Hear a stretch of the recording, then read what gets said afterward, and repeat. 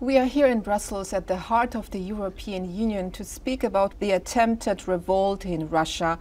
And we are joined by Belarus opposition leader Sviatlana Tsikhanouskaya. Sviatlana Tsikhanouskaya, thank you for talking to DW. Thank you for your attention. Wagner Group owner Prigozhin is in Belarus and his mercenaries are welcome there, as it seems. How does it make you feel?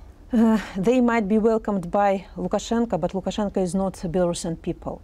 Belarusian people reacted very decisively. They showed clearly that we are against the presence of Prigozhin on our land, because it's first of all a threat to security of people, then it's a threat to our independence. It was a deployment of nuclear weapon, now Prigozhin thugs, but also it's threat to our neighbors. I don't know, new invasion of Ukraine can take place from Belarusian territory again, or Prigozhin's thugs can organize some provocations on the borders on the eve of NATO summit, for example. But of course, Belarusian people showed clearly we are against you. And Belarus dictator Alexandra Lukashenko has said that Belarus is to profit from the combat experience of the Wagner fighters. What do you make out of that? You know, what Prigozhin thugs can educate our military to kill, to rape, to murder. What for? We don't want Belarus to be involved in this war, in this Russian war, but now we see that the war is escalating to our territory.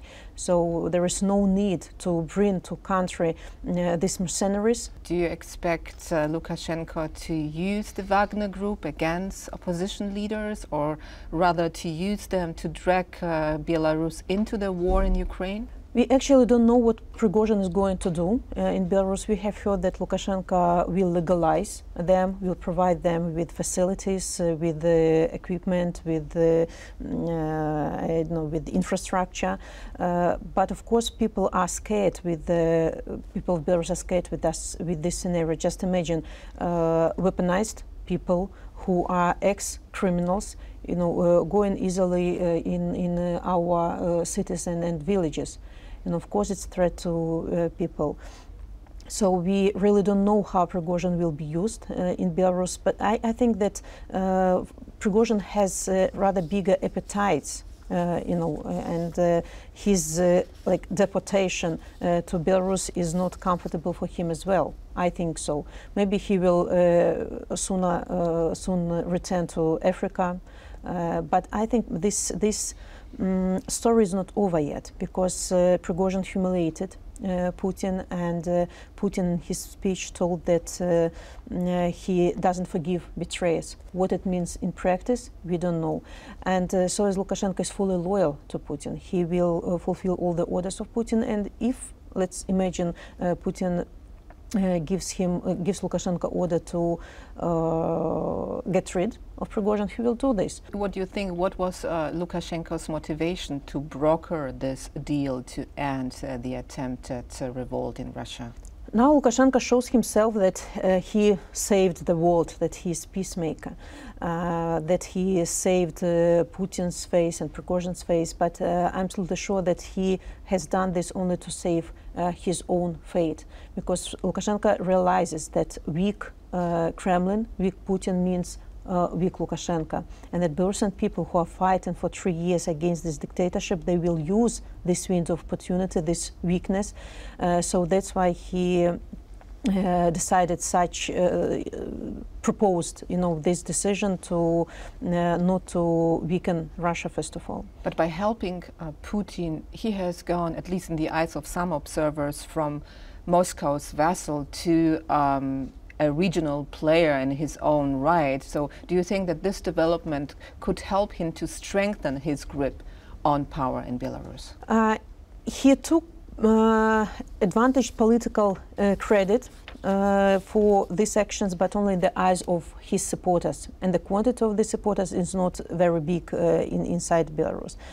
He now shows himself as an important player in Belarus, in the region, but I really don't want democratic countries to be fooled by this, that Lukashenko, saved the situation. He's, as you said, he's full vassal of Putin. He is servant to Putin, and he will fulfill all the orders Putin gives him. He's not separate player. And when the recent events in Russia unfolded, you said in a video message, while Russia is preoccupied with this civil war, we might have a chance to free our country from dictatorship. Was it a call to arms from your side? Look, I'm still 3 years past, but I'm still stick to the idea of peaceful changes in Belarus. I really want to believe that diplomacy and pressure might work. But of course, I hear from inside Belarus and from those who are in exile and from our Kalinovsky regiment in Ukraine that we need more brutality in our actions. But I really don't want violence from our side. But I can't be sure that this scenario will not be fulfilled. I don't know this. My task is to keep people united, to keep people coordinated, to stay in contact with people in Belarus, with initiatives, organizations in exile, with our military volunteers in Ukraine. But what will be the scenario? What events can bring us to a violent scenario? I don't know, but I really want to avoid this. But there are Belarusian volunteers fighting on the side of the Ukrainian army against Russia. Would they have a realistic chance to topple Lukashenko's regime if they crossed into Belarus? I don't think that it's only duty of Kalinovsky regiment and our military volunteers in Ukraine to release Belarus. It's duty of every Belarusian person. Belarusian people can't sit and wait when people from Ukraine will come and release us. Everybody has to fight. Everybody has to be on the proper place when this window of opportunity will be opened. People who are in exile, our different initiatives, human rights defending centers, media, everybody should be involved in this dismantling of the regime. According to Lukashenko, Russia has already transported tactical nuclear weapons to Belarus, and Belarus and Russia, they make a big deal out of this movement. Is it just a symbolic move, or should the West be concerned? The West for sure should be concerned, and I would like the West to be more concerned that they are at the moment. I still feel that the democratic world is keeping silence about deployment of nuclear weapon in Belarus. I'm not sure if even the part of this weapon is already in our country, but of course it's a huge threat for Belarusian sovereignty. Because even after changes that will for sure come to Belarus, it will be difficult to get rid of nuclear weapon. And with this deployment, Putin wants to anchor, to secure Russia's presence on our territory, and it's creeping occupation of our country, and it's done with agreement of Lukashenko against the will of Belarusian people, against international non-proliferation treaties, and he's betraying our country. He's betraying people. So that's why I really want this topic of deployment of nuclear weapon to be more discussed on, for example, on NATO summit, on national levels, in UN structures. But I really don't feel strong reactions from our allies. What do you want them to do? I want them to show that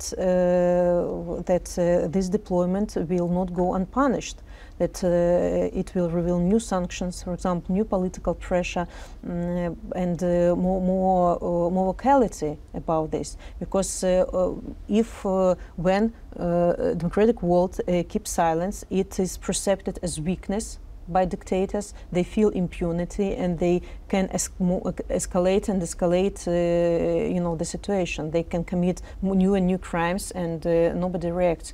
Of course, it's like green light for them. Sviatlana Tsikhanouskaya, thank you so much for this interview.